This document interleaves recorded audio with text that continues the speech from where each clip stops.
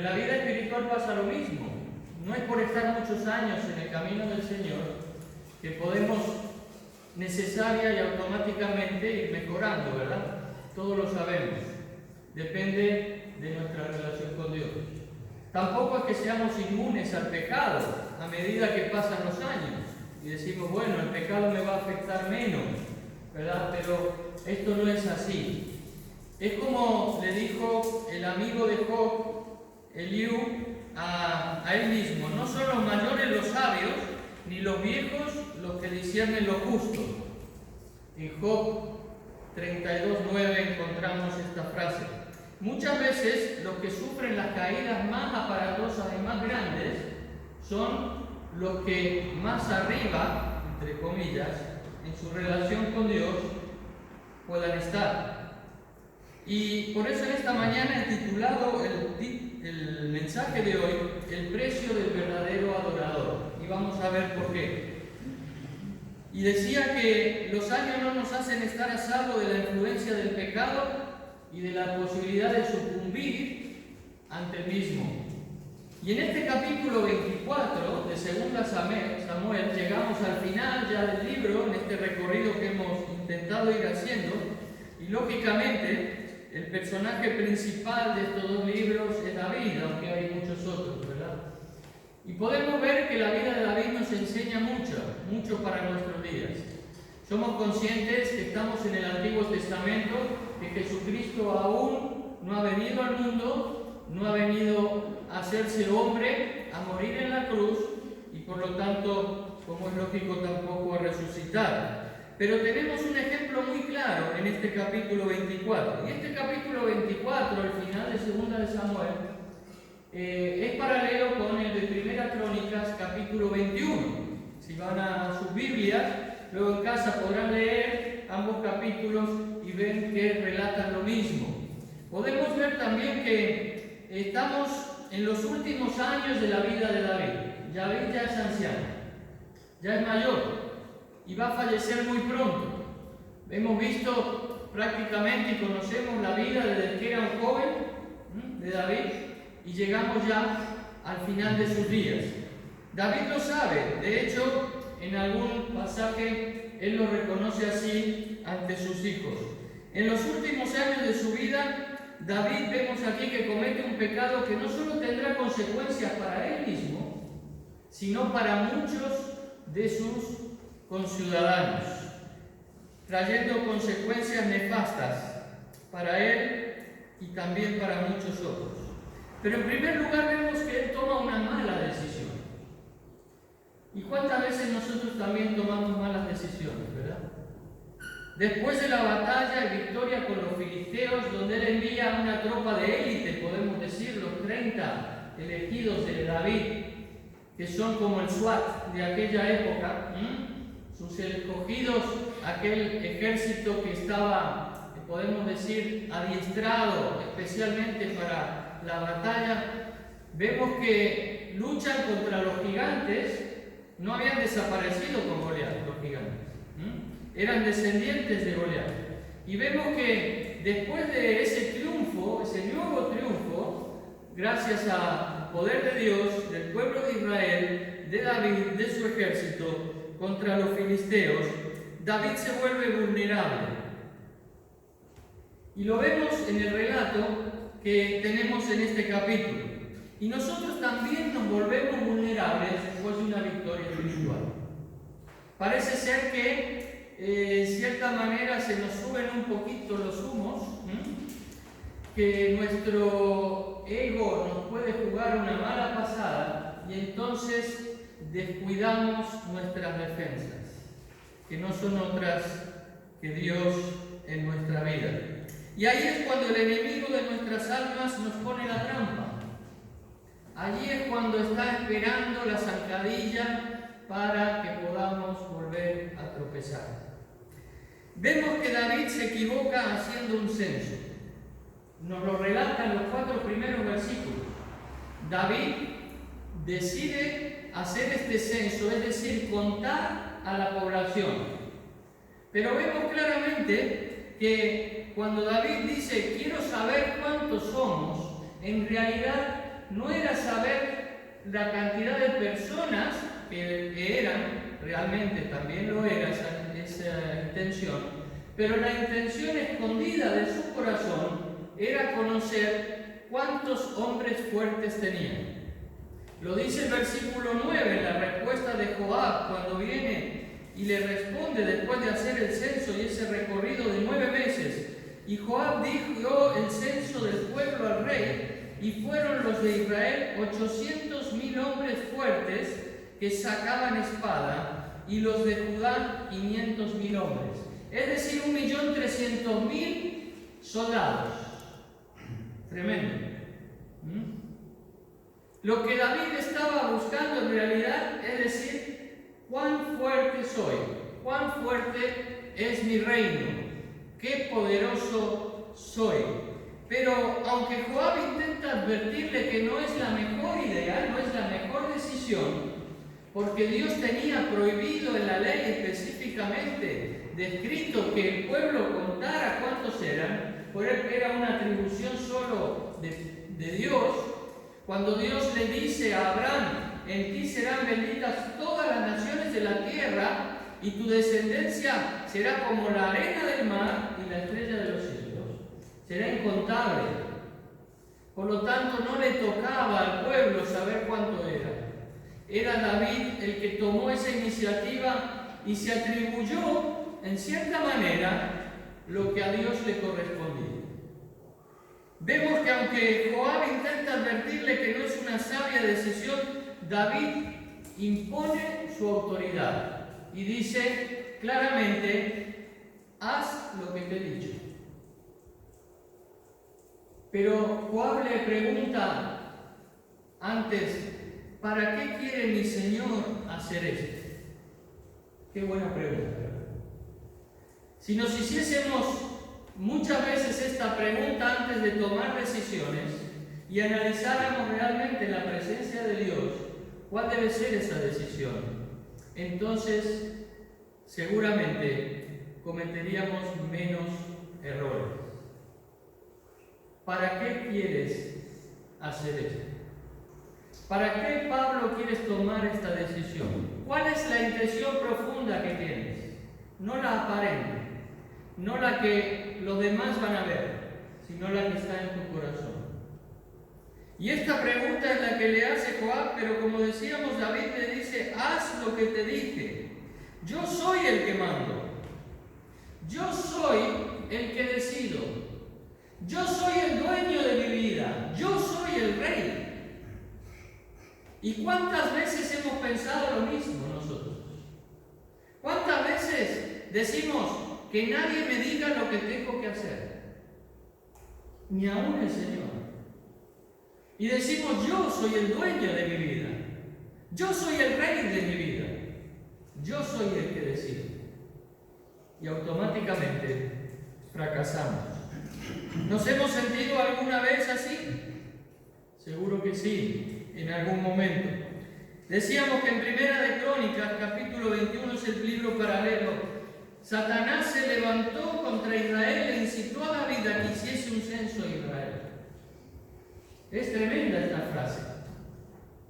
Es Satanás que incita a David a realizar este censo, dice la palabra de Dios, y es una afirmación un poco misteriosa. El enemigo fue directamente el responsable de poner ese pensamiento en la mente de David e incitarle a que desobedeciera a Dios. Es decir, que ocupara el lugar de Dios. Y esto también nos suena, ¿verdad? Porque esa es la clave del pecado. La clave del pecado es ocupar el lugar de Dios. Es lo que Lucifer quiso hacer desde la eternidad. Ocupar el trono de Dios. Y es lo que sigue intentando. Y es lo que ha puesto en el corazón de los hombres. Que ocupen el lugar que a Dios le corresponde. Que se conviertan en dioses ellos mismos. Nosotros mismos. Pequeños dioses de nuestra existencia. Decíamos que es el enemigo, pero por otro lado no nos sorprende esto porque como hijos de Dios sabemos que la verdadera batalla de nuestras vidas está en nuestra mente. Y el apóstol Pablo nos lo recuerda cuando les dice a los hermanos de Corinto en su segunda carta, capítulo 2, versículo 11, refiriéndose a Satanás: no ignoramos sus maquinaciones. No ignoramos sus maquinaciones. Y la palabra que usa Pablo aquí en el original griego, según varios comentaristas, es que la palabra maquinaciones tiene su raíz en la palabra mente. Es decir, podríamos parafrasear esta frase de Pablo diciendo: no ignoramos la habilidad del enemigo para meterse en nuestras mentes e intentar dirigir nuestros pensamientos. Esto es lo que quiere decir Pablo. Y esto es lo que le pasó al rey David. Satanás le incitó en su íntimo pensamiento: ¿por qué no censas a la gente? ¿Por qué no cuentas cuántos son? ¿Por qué no mides el valor de tu reino? ¿Por qué no ves cuán poderoso eres y cuán grande es tu reino? Y este es el pensamiento que muchas veces también viene a nuestra mente. Y David, llevado por la estela de la victoria anterior, cayó en la trampa, como muchas veces también caemos nosotros. Podemos decir, como se dice hoy, que David estaba on fire, ¿verdad? Él venía con la estela de la victoria, venía en una posición y una dirección de triunfo en triunfo, se sintió poderoso y dice: voy a valorar este poder que tengo en mi vida. Pero vemos, cuando analizamos el pasaje, que hay dos debilidades que muchas veces nosotros también tenemos, que fueron las que le hicieron tropezar a David. En primer lugar, había perdido la sintonía con Dios. Podéis encontrar en el pasaje que David estuviera orando antes de tomar la decisión. No, ¿verdad? ¿Podemos encontrar en el pasaje que David estuviese buscando la dirección de Dios? No, ¿verdad? ¿Podemos encontrar en el pasaje que David estuviese escudriñando las Escrituras para ver cuál es la voluntad de Dios? Solo tendría que haber ido a la ley, como había ido muchas veces antes. Y allí decía claramente que esto Dios no lo permitía. ¿Y cuántas veces a nosotros nos pasa lo mismo? Perdemos la sintonía con Dios y luego nos sorprendemos de lo que nos sucede.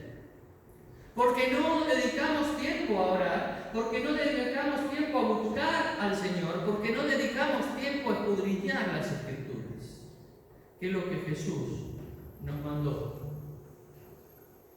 Pero como le sucedió a David, había perdido la sintonía con Dios, también había perdido la relación con los demás. No le rendía cuentas a nadie. Vemos en los 10 primeros capítulos, como hemos dicho otras veces, de esta segunda, el libro de Samuel, que la relación de David con Dios era muy alta. No tomaba ninguna decisión sin acudir a Dios.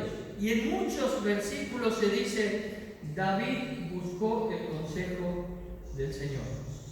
¿Tenemos que ir a luchar o esperamos? ¿Tenemos que llevar el arca o esperamos? ¿Tenemos que ir a Jerusalén o esperamos? Todo lo consultaba con Dios.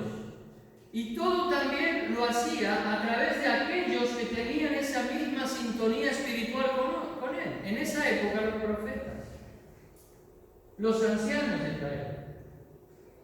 Pero en esta oportunidad vemos que él se aparta incluso de aquellos que están a su alrededor y toma la decisión por su cuenta. Todo esto le llevó a caer en la trampa del enemigo y tomar esta nefasta decisión para su vida y para muchos más. Pero no solamente vemos esto, sino que vemos la reacción ante el error. Todos nos equivocamos. Y el que diga que no miente, ¿verdad? Y David no era una excepción. Después de que David, dice el versículo 10, hubo censado al pueblo, le pesó en su corazón y dijo David a Jehová: yo he pecado gravemente por haber hecho esto, mas ahora, oh Jehová, te ruego que quites el pecado de tu siervo. porque yo he hecho muy neciamente. Es por esto que la Biblia dice que David era un hombre conforme al corazón de Dios. Todos nos equivocamos, David también. Pero el corazón conforme a Dios es un corazón sensible al error. Cuando somos insensibles al pecado y a nuestros errores, entonces nuestro corazón no está alineado con el de Dios. Dios conoce que somos débiles. ¿Cómo no lo vas a ver? Si por eso envió a su Hijo Jesucristo. Pero en esa debilidad Él busca corazones sensibles que le reconozcan aún en medio del error y después de haber caído en pecado. No era perfecto David, pero hasta el día de su muerte tuvo un corazón sensible a la voz de Dios. La conciencia, dice otra versión, como ha leído Cristian, comenzó a molestarle. Y la palabra que usa aquí, el original, según los comentaristas, es a atacarle, a desmenuzarle por dentro. Claro, David está en el Antiguo Testamento, como decíamos. No es que tenga el Espíritu Santo permanentemente como aquellos que ya hemos creído en Jesús por su muerte y su resurrección. El Espíritu Santo ha venido a sellar nuestras vidas y somos partícipes de la naturaleza de Dios por medio de Él. Nosotros no solo la conciencia es la que nos avisa como un semáforo, sino también el Espíritu es el que dice, Pablo nos redarguye en nuestro pecado, nos alerta, nos pone la luz roja para decir, uy, me has contristado, me estás apagando, estás apartándote de mí. Y es esa voz a la cual debemos, con nuestro corazón sensible, responder. Cuando esto pasa, cuando respondemos, cuando vemos esta voz, oímos esta voz en nuestro interior, que es la voz de Dios, es entonces cuando comienza el camino de la restauración verdadera. Porque siempre hay salida en Cristo Jesús. Y es en este momento cuando también tenemos que seguir adelante. No basta con escuchar la voz del Espíritu, si no tomamos la decisión que tomó David de ir en busca de Dios. Por eso, muchos hoy siguen negando lo que les sucede, porque aunque escuchen la voz de Dios, no están dispuestos a acudir a Él para que sea Él el que verdaderamente les restaure. David era sensible y con un corazón humilde que ante la primera voz de alarma reconocía su propio error. ¿Cuántas veces nosotros hemos tardado? Y aunque sabemos que está mal, no hemos acudido al Señor inmediatamente. ¿Te acordáis de la pregunta de Joab? ¿Para qué quiere mi Señor hacer esto? Pero ahora la pregunta cambia. Es David que se pregunta a sí mismo, ¿por qué he hecho esto? ¿Por qué he hecho esto? Y lo reconoce delante de Dios. Y la única razón que él reconoce es su propia necedad, su propio orgullo. He sido orgulloso. Porque detrás del pecado, hermano o hermana, siempre estará el orgullo. En sus diferentes facetas, en sus múltiples caras, siempre escarbando detrás de otras causas, aparece nuestro orgullo, nuestro yo, aquel que quiere engrandecerse y ocupar el trono de Jesucristo. ¿Te ha sucedido algo semejante en tu andar espiritual? Quizás te está sucediendo hoy, pero Dios quiere que volvamos siempre a Él, porque está con los brazos abiertos para recibirnos siempre. Cuando nos sucede esto, ¿qué hacemos? ¿Cuál es nuestra reacción ante el error? ¿Lo hemos ignorado? ¿Hemos intentado seguir adelante de la misma manera? ¿O hemos frenado diciendo, sé lo que el Señor está esperando de mí? Por eso la única salida, el siguiente paso a ese reconocimiento, es la confesión. En el versículo 10 nos dice, después que David hubo censado al pueblo, le pesó en su corazón y dijo David a Jehová, no a Joab, a Jehová, su Dios, yo he pecado gravemente por haber hecho esto, mas ahora te ruego que quites el pecado de tu siervo, porque yo he hecho muy neciamente. Qué importante es reconocer. Pero qué importante es reconocérselo al Señor. Muchas veces lo reconocemos en nuestra mente, muchas veces hasta podemos comentarlo con alguien, pero esto no es el camino de la restauración. El camino de la restauración únicamente es confesarlo al Señor. Por eso Juan nos recuerda, si afirmamos que no tenemos pecado, lo único que hacemos es engañarnos a nosotros mismos y no vivimos en la verdad. Pero si confesamos nuestros pecados a Dios, Él es fiel y justo para perdonarnos nuestros pecados y limpiarnos de toda maldad. Si afirmamos que no hemos pecado, llamamos a Dios mentiroso y demostramos que no hay lugar para su palabra en nuestro corazón. Clarísimas las palabras del apóstol Juan. Pero no solamente vemos la reacción al error, sino la consecuencia del error. Después de su sincera confesión al Señor, tiene que tomar otra decisión, inesperada para él quizás. No encontramos en la Biblia otra situación igual. No encontramos en ningún lugar de la Biblia a alguien que se le ofrezca tres alternativas de las consecuencias de su pecado. Pero Dios lo permite con David en su soberana voluntad y le da a elegir tres opciones. No son esos chistes que parecen tres opciones. ¿Cuál eliges? No. Esto era mucho más grave. Y David escoge una que creo que decididamente es sabio escoger, porque cae en las manos de Dios esa consecuencia y no en la de sus enemigos.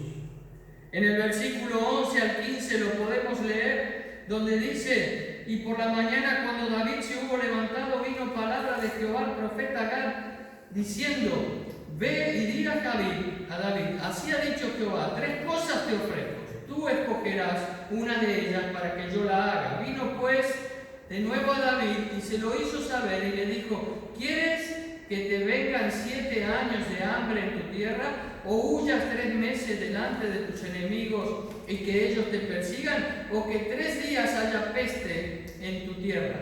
Piensa ahora y mira qué responderé al que me ha enviado. Y David elige la peste, 3 días de peste para toda la población. Tremendo, ¿verdad? Su propio pecado no solo le estaba afectando a él, sino que las consecuencias eran para todo el pueblo. Y lo mismo sucede hoy. Cuando nosotros pecamos, todo el cuerpo se resiente. Todo el cuerpo de Cristo queda afectado, porque siempre hay consecuencias para el pecado. Todo el pecado tiene consecuencias. Dios dijo: la paga del pecado es muerte. Qué diferente sería si antes de tomar una decisión pudiésemos visualizar los efectos que va a producir, las consecuencias que va a tener esa decisión en nuestra vida, ¿verdad? Si David hubiese visto que lo que le iba a venir por tomar esa decisión errónea, seguramente no la hubiera tomado. Pero nosotros, como hijos de Dios, ya sabemos lo que va a suceder, porque sucedió antes, porque Dios se anticipó a nosotros y las consecuencias de nuestro pecado los cargó sobre su amado Hijo Jesucristo. Tu culpa culpa, mi culpa, la consecuencia de tu pecado y de mi pecado, lo llevó Cristo en su propio cuerpo en la cruz. Por eso, antes de tomar una decisión, esto nos lleva a pensar que estaremos cargando esa decisión sobre la cruz de Cristo nuevamente. Y el peso de nuestro pecado, que ya fue anticipado en la cruz del Calvario, volverá de alguna manera a revivirse en esa situación. Por eso es tan importante considerar las consecuencias de nuestro andar en Cristo. Jesucristo ocupó nuestro lugar en la cruz. Al que no conoció pecado por nosotros fue hecho pecado para que nosotros fuésemos hechos justos en Dios, dice Pablo en 2 Corintios. Él ocupó tu lugar y mi lugar en la cruz del Calvario. Quizás lo hemos escuchado durante tanto tiempo que ya no nos causa impresión, pero debería. Debería causarnos una impresión profunda en nuestro corazón antes de tomar cualquier decisión en nuestra vida. Si tenemos un corazón sensible al amor de Dios, seguramente así lo haremos. Alguien escribió sobre el pecado y me llamó la atención y os lo voy a leer. El pecado altera el alma hasta que todo lo que es hermoso se convierte en feo, lo que es noble en ruin, lo que es prometedor ya no sirve para nada. La vida se vuelve como un desierto, infructuosa y reseca, pobre de propósito y apagada de felicidad. Es ruinoso. Sin lugar a dudas no es una puerta, sino una tumba. Buena descripción, ¿verdad? Por eso Pablo también nos dice en Romanos 5, pues el pecado de Adán llevó a la condenación. Pero el regalo de Dios nos lleva a ser hechos justos a los ojos de Dios, a pesar de que somos culpables de muchos pecados. Pues el pecado de un solo hombre, Adán, hizo que la muerte reinara sobre muchos. Cuando la Biblia habla de muerte, no solo habla de muerte física, sino de esa separación eterna de Dios. Muerte de separación. Nacemos separados de Dios.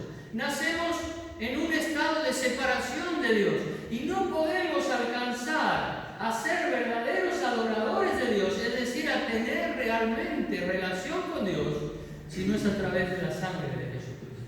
Y aunque seamos muy culpables, hoy Dios nos dice que Dios nos ama y que en Jesucristo hay salida para nuestra redención, para nuestra restauración total. Y en ese caminar que ya tenemos como hijos o hijas de Dios, también llegamos a tropezar muchas veces. Somos salpicados por el pecado de este mundo, de nuestra propia naturaleza interior que lucha constantemente contra Dios y también contra el enemigo.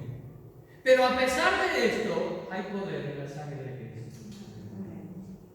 Porque estamos en Cristo y ya no hay ninguna condenación para los que están en Cristo Jesús, dice Pablo. Pero aquí no termina la historia. Las consecuencias del pecado son esa separación.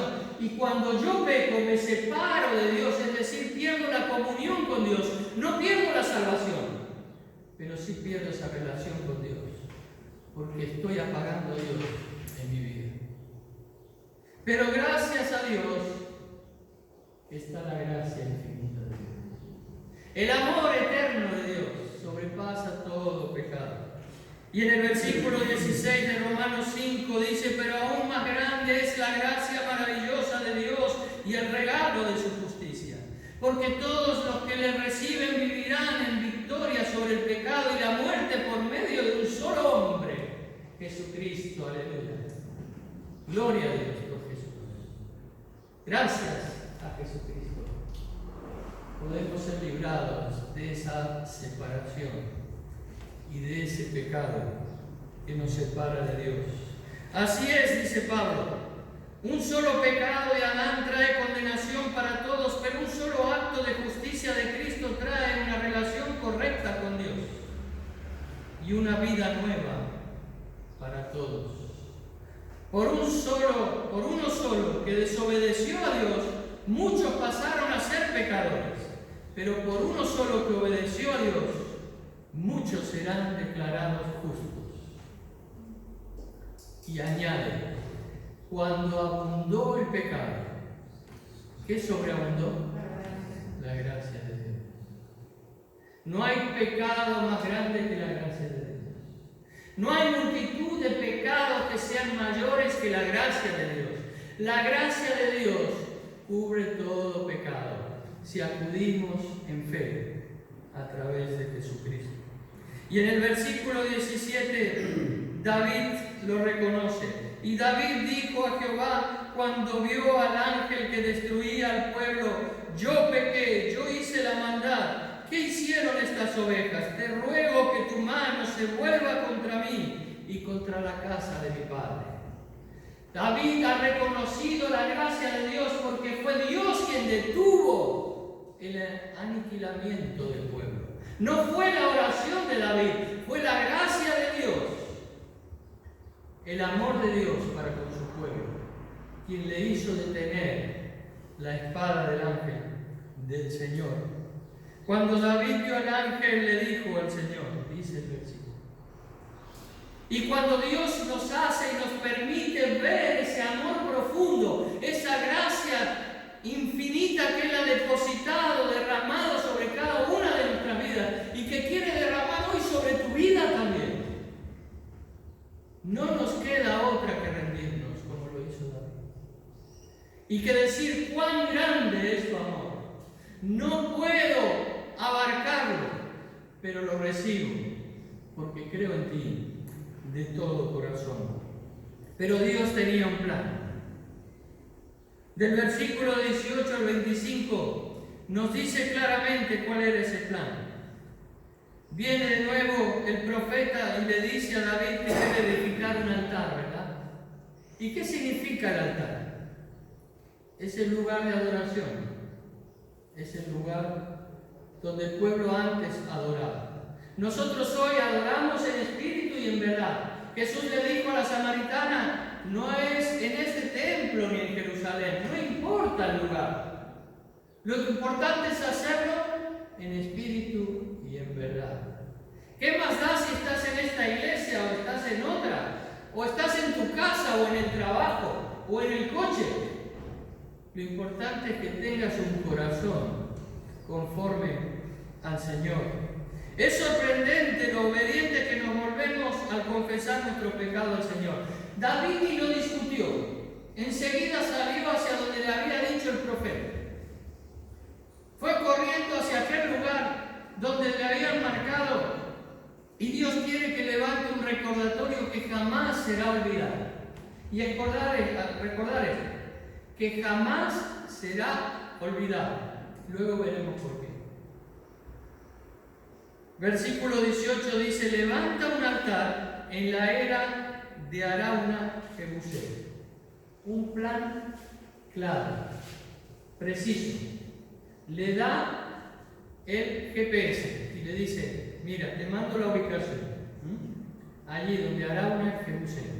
Y la tierra que hay allí es una tierra árida, plana, donde se rastrillaba el trigo.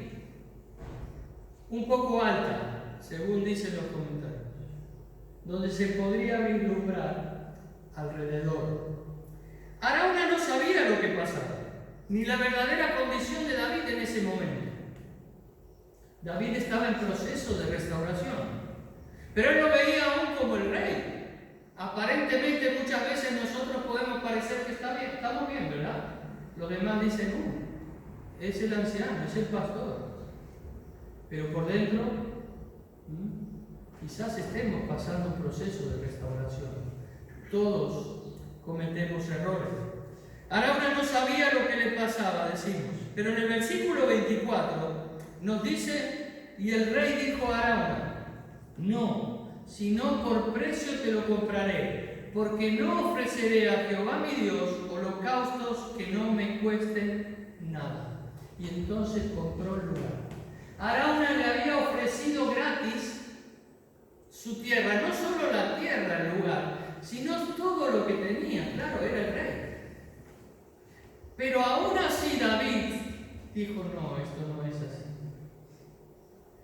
No puedo ofrecer holocaustos a Jehová que no me cuesten nada. Qué frase tan importante. Qué lección tan importante para nuestras vidas también. El verdadero adorador es aquel que ofrece lo que le cuesta, no lo que le sobra. ¿Y cuántas veces yo mismo he caído en el error de darle al Señor lo que me sobraba?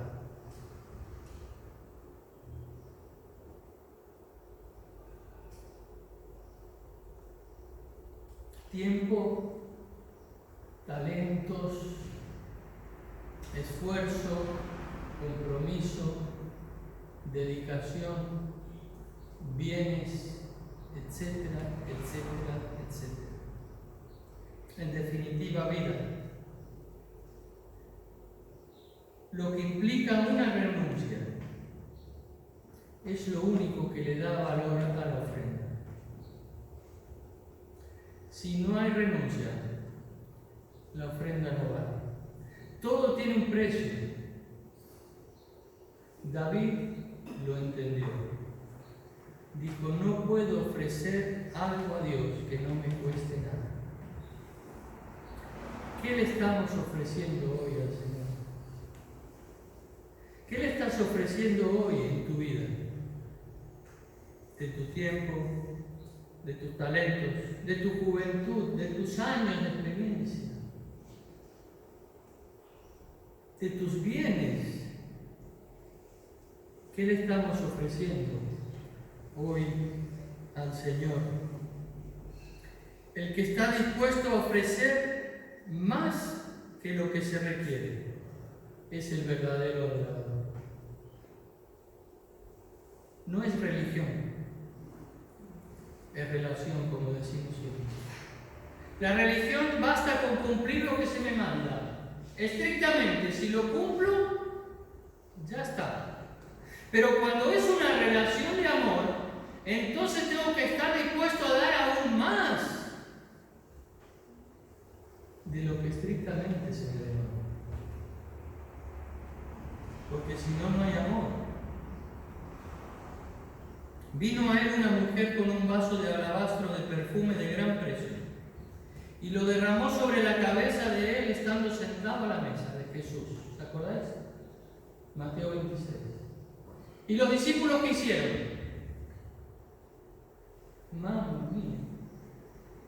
Tremendo Paco Rabanne, un Cristian Dior, con semejante precio lo que ha hecho esta mujer. Señor, ¿cómo permites que derrame este perfume y desperdicie este dinero pudiendo dárselo a los pobres?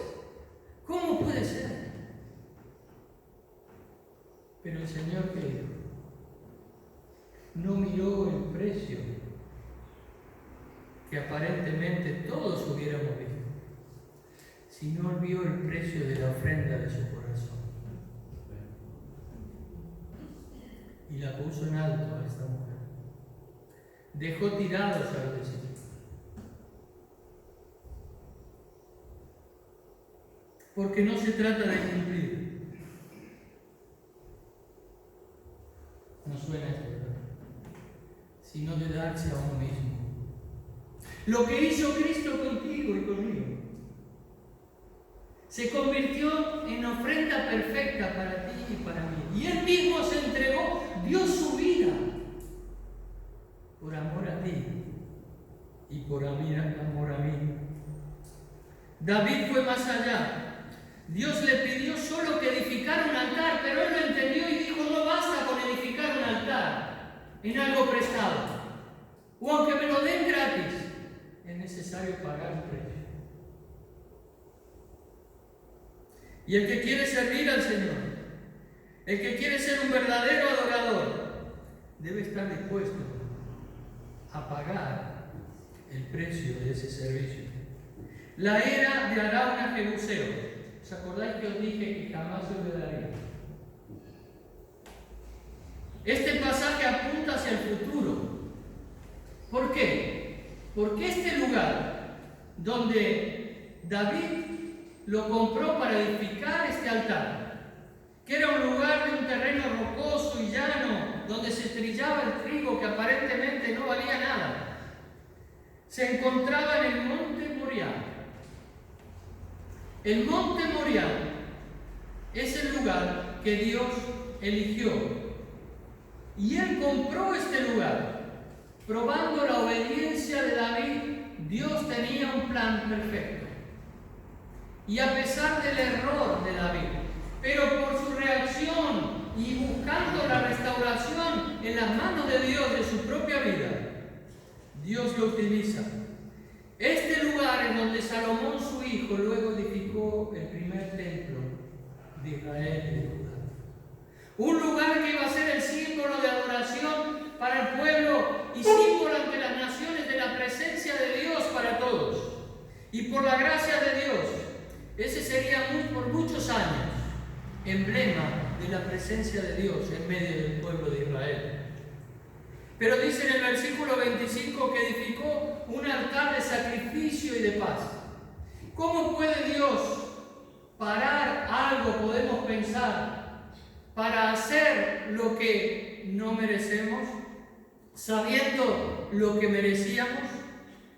Ninguno merecemos las bendiciones y los bienes de Dios, ¿verdad? Y lo reconocemos cada día.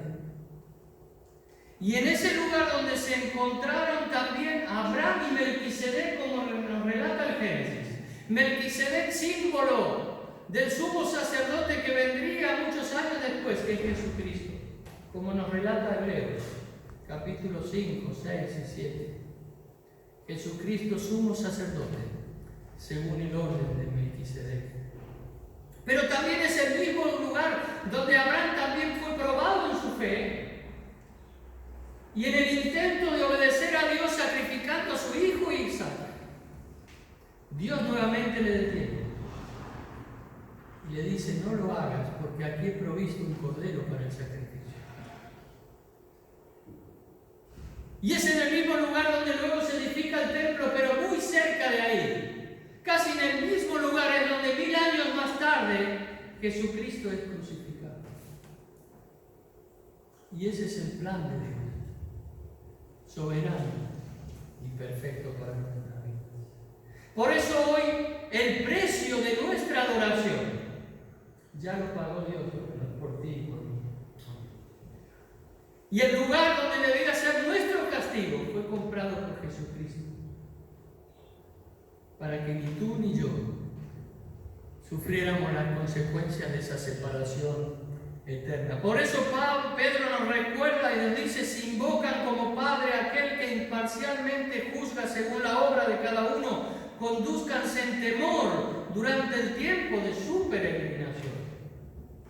Ustedes saben que no fueron redimidos de su vana manera de vivir heredada de sus padres con cosas perecederas, con oro o plata, sino con sangre preciosa, como de un cordero sin tacha, sin mancha, es decir, la sangre de Cristo. Porque Él estaba preparado, desde antes de la fundación del mundo, pero se ha manifestado en estos últimos tiempos por amor de ustedes. Por medio de Él son creyentes en Dios, que lo resucitó de entre los muertos y les dio gloria, de manera que la fe y esperanza de ustedes sean solamente en Dios. Ese es el plan de Dios.